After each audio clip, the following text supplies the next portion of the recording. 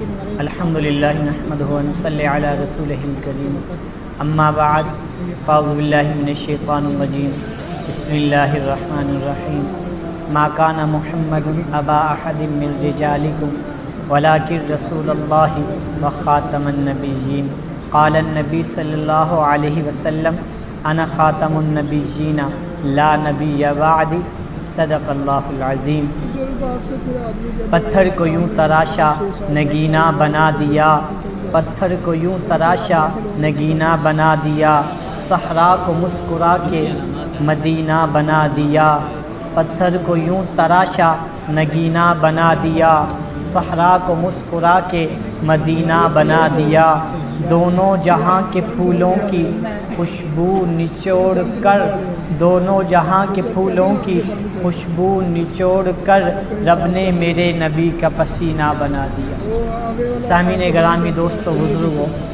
اللہ تعالیٰ قرآن میں فرماتے ہیں ما کان محمد ابا احد من رجالکم ولکن رسول اللہ و خاتم النبیین، کہ اللہ کے نبی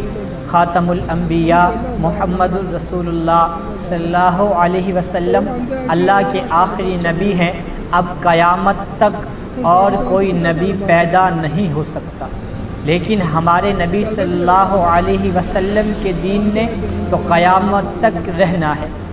آپ صلی اللہ علیہ وسلم آخری نبی ہیں، آپ کے بعد اگر کوئی ختم نبوت کا دعویٰ کرے وہ لعین اور دجال تو ہو سکتا ہے، لیکن خاتم النبی، لیکن وہ نبی نہیں ہو سکتا۔ زندیق ہو سکتا ہے لیکن نبی نہیں ہو سکتا۔ ہمارے نبی صلی اللہ علیہ وسلم تو وہ خاتم الانبیاء ہیں کہ جس کی ختم نبوت کی دلائل سے قرآن بھرا ہوا ہے۔ کائنات کی ہر چیز آقا کی ختم نبوت کی دلیل بنتی ہے، کائنات کی ہر چیز ہمارے نبی صلی اللہ علیہ وسلم کی ختم نبوت کی گواہی دیتی ہے۔ آؤ قرآن سے شروع کرتے ہیں۔ یوں کسی نے کہا کہ جس کے چہرہ انور کو اللہ کا قرآن والضحیٰ کہے اسے خاتم النبیین کہتے ہیں، جس کی زلفوں کو اللہ کا قرآن واللیل کہے اسے خاتم النبیین کہتے ہیں، جس کی جبی کو اللہ کا قرآن طٰہٰ کہے اسے خاتم النبیین کہتے ہیں، جس کی آنکھوں کو اللہ کا قرآن ما زاغ البصر کہے اسے خاتم النبیین کہتے ہیں، جس کی زبان کو اللہ کا قرآن لسانک لتعجل بہ کہے اسے خاتم النبیین کہتے ہیں، جس کے سینے کو اللہ کا قرآن الم نشرح لک صدرک کہے اسے خاتم النبیین کہتے ہیں، جس کے ہاتھوں کو اللہ کا قرآن وما رمیت اذ رمیت کہے اسے خاتم النبیین کہتے ہیں، جس کی رحمت کو اللہ کا قرآن وما ارسلناک الا رحمۃ للعالمین کہے اسے خاتم النبیین کہتے ہیں، جس کی ختم نبوت کو اللہ کا قرآن ما کان محمد ابا احد من رجالکم ولکن رسول اللہ وخاتم النبیین کہے اسے خاتم النبیین کہتے ہیں، جس کے زمانے کو اللہ کا قرآن والعصر کہے اسے خاتم النبیین کہتے ہیں، جس کے شہر کو اللہ کا قرآن لا اقسم بہذا البلد کہے اسے خاتم النبیین کہتے ہیں، جس کے ازواج کو اللہ کا قرآن یا ایھا النبی قل لازواجک وبناتک کہے اسے خاتم النبیین کہتے ہیں۔ سامعین، پورا قرآن آقا کی ختم نبوت کے دلائل سے بھرا ہوا ہے، اور قرآن کیا کہتا ہے؟ جس کے یاروں کو اللہ کا قرآن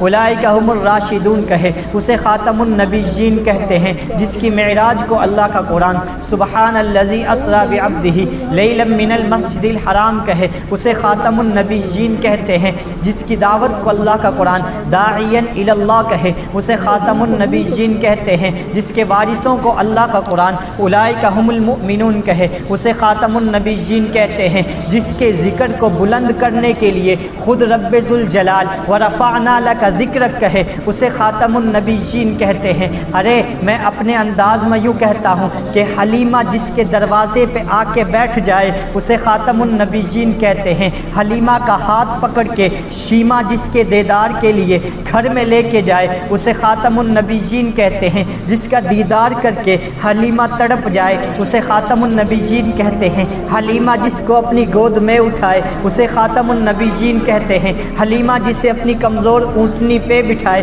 اسے خاتم النبیین کہتے ہیں، جس کے بیٹھنے کی برکت سے وہ کمزور اونٹنی سب سے آگے نکل جائے اسے خاتم النبیین کہتے ہیں، جس کے آنے کی برکت سے حلیمہ کا گھر روشن ہو جائے اسے خاتم النبیین کہتے ہیں، جس کے آنے کی برکت سے 14ویں کا چاند حلیمہ کے گھر کے چکر لگائے اسے خاتم النبیین کہتے ہیں۔ جب یہ 14ویں کا چاند حلیمہ کے گھر کے چکر لگانے لگا تو حلیمہ یوں کہتی ہے، اے چاند تجھے بھلا ہوا کیا ہے، یوں آتا جاتا کیوں ہے؟ اے چاند تجھے بھلا ہوا کیا ہے، یوں آتا جاتا کیوں ہے؟ یہ کیسی دیوانگی ہے، اتنے چکر لگاتا کیوں ہے؟ اٹھا دوں گر میں نقاب احمد تو اپنے چہرے کو چھپاتا کیوں ہے؟ حلیمہ کہتی ہے، اے چاند تو میرے پسر کے تلووں سے ماند ہے نا، میرے گھر نہ آیا کر، میرے گھر اپنا چاند ہے نا۔ اس لیے میں کہہ رہا تھا کہ جس کے آنے کی برکت سے 14ویں کا چاند حلیمہ کے گھر کے چکر لگائے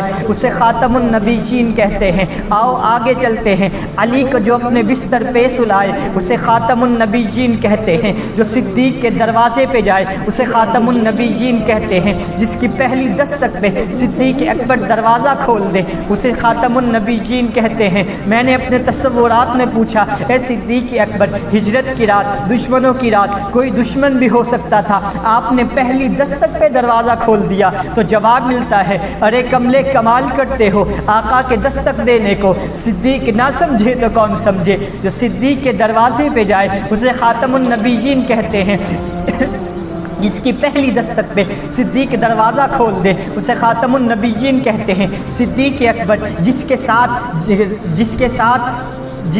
صدیق اکبر جس کے ساتھ پہاڑی چڑھیں اسے غار ثور کی چڑھائیاں چڑھیں اسے خاتم النبیین کہتے ہیں۔ جس کے لیے صدیق اکبر غار کے سوراخوں کو بند کریں اسے خاتم النبیین کہتے ہیں۔ جس کے لیے صدیق اکبر اپنی گود کو رحل بنا لیں اسے خاتم النبیین کہتے ہیں۔ جس کے چہرے انور پہ صدیق اکبر اپنی آنکھوں سے پانی گرائیں اسے خاتم النبیین کہتے ہیں۔ ارے جس کے آنے کی برکت سے ابو بکر کو صداقت ملے اسے خاتم النبیین کہتے ہیں۔ جس کے آنے کی برکت سے عمر کو عدالت ملے اسے خاتم النبیین کہتے ہیں۔ جس کے آنے کی برکت سے عثمان کو سخاوت ملے اسے خاتم النبیین کہتے ہیں۔ جس کے آنے کی برکت سے